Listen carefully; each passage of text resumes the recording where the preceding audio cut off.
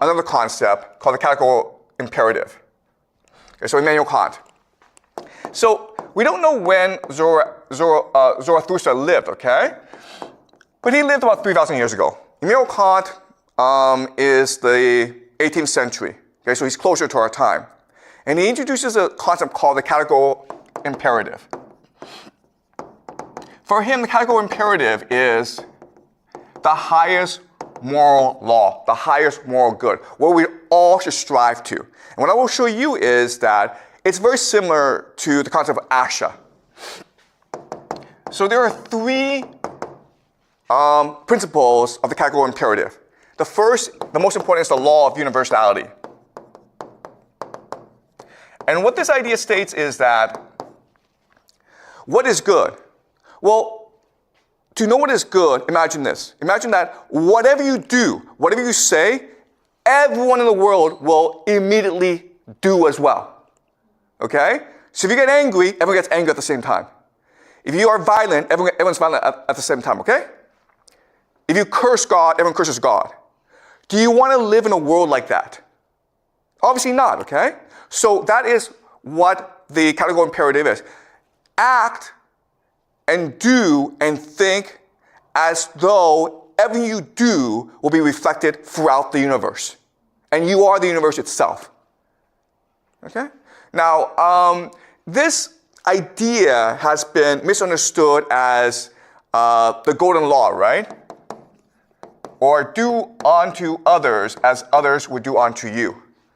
But actually, no, it's a much higher concept. The higher concept is that imagine that you are God yourself, okay? And everything you do will be reflected throughout the universe. Then how would you behave? Well, you would behave with the highest virtue, okay? Because you want to make the world a better place. Because if you do bad things, people are going to do bad things to you, okay? So that's the first idea. It's a very important idea. Second idea is free will. So whatever you do cannot be coerced. Okay? Whatever you do must be out of your own desire, your own will, your own volition, your own choice. Otherwise, it's wrong. Okay? So I cannot make you do good. You only want to do good by yourself. If you want to do evil, you should do evil because it's your choice. Okay? Even though it leads to a worse world, it's important to maintain the principle of free will and free choice. Okay? Now, last is the idea of humans as the end. Now, you have heard, maybe heard the phrase, the means to an end, right? So, maybe I'm a king, and I need to build a better world. So I need to start wars, conquer the world, so I need to sacrifice 1 billion human beings in order to create a perfect world, right? That may sound good in theory, but what Kant and Zoroastrian would say is that's wrong. Because humans are the end unto themselves. Every human life is as valuable as all human life together. Okay? You cannot sacrifice one person for the sake of the others. That is fundamentally wrong. Do never do that. That can only lead you into hell. Okay? So these three things together gives us a concept of Asha. You can see immediately how complicated it is. But at the same time, you can also understand how revolutionary it is, okay? Because now Asha presents to us three new concepts that will revolutionize human history. They are the individual. What matters is what matters inside of you, okay? Everyone's doing bad, that's their problem. Don't worry about them, just do what is good to you, okay? What is good for you. The second is free choice. Don't ever feel as though you're being forced to do something.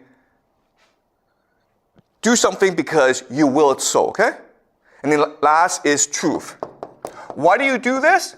Because the monad will know, okay? Because a horizontal master will know. Because you will know, okay? So what your family says, what your community says, what your nation says does not matter.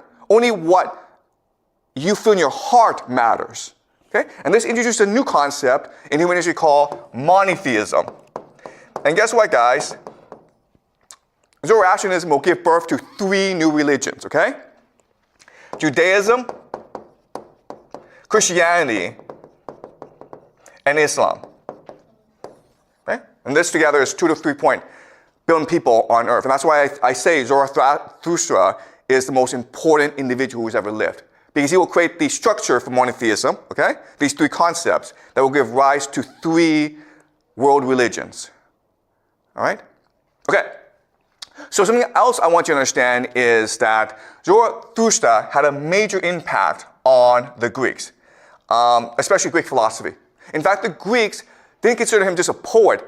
They considered him the first scientist, the first astronomer, the first philosopher, the first magician, okay? The Greeks had tremendous reverence for him.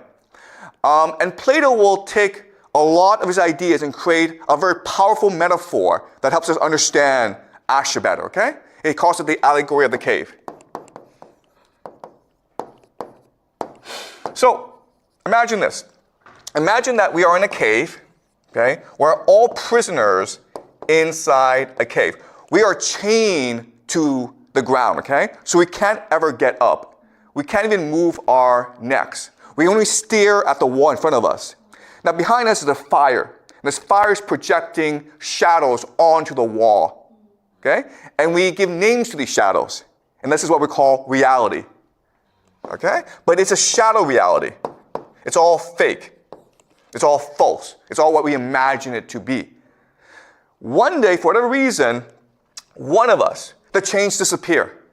And so we stumble upwards out of the cave, okay? And now we're suddenly in the light, right? We see the sun. The sun, of course, is Asha, truth, okay? Or Ahura Mazda. And we're blinded because our eyes are used to seeing in the dark, right? We can't see. We feel nothing but pain for a long, long time.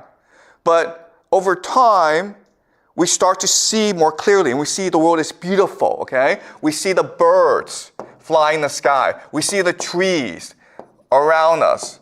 We see the animals, and we're like, this is beautiful, okay? I found heaven. I found the truth. I found Asha. I found Ahura Mazda. This is what life is really about, okay?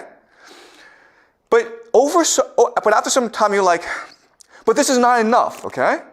I have found the truth, but the truth is not complete because I know there are my friends, my family that are stuck inside the cave. Therefore, for me to fully achieve Asha, I must go down and tell them the truth. Tell them there is an Asha and we can all break free of our chains, escape into the light, and see the truth for ourselves. And then we will be truly happy and free and wise. Okay? That's what Asha is. Asha is not just breaking free your chains and seeing the truth for yourself, but it's a responsibility to go and spread this virtue to everyone around you.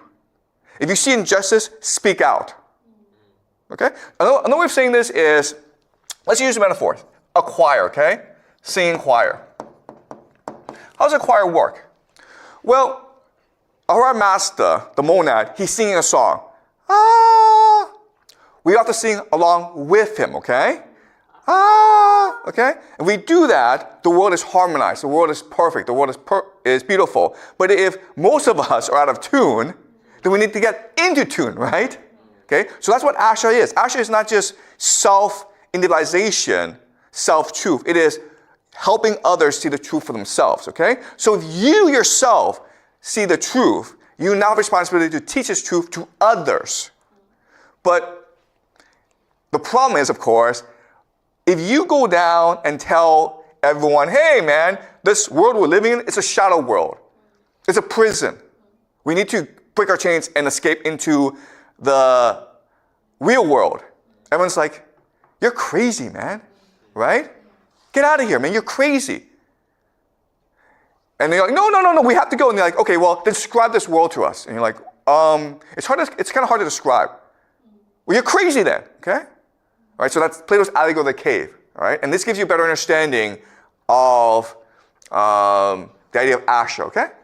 So if you move towards the truth, you're moving towards Asha.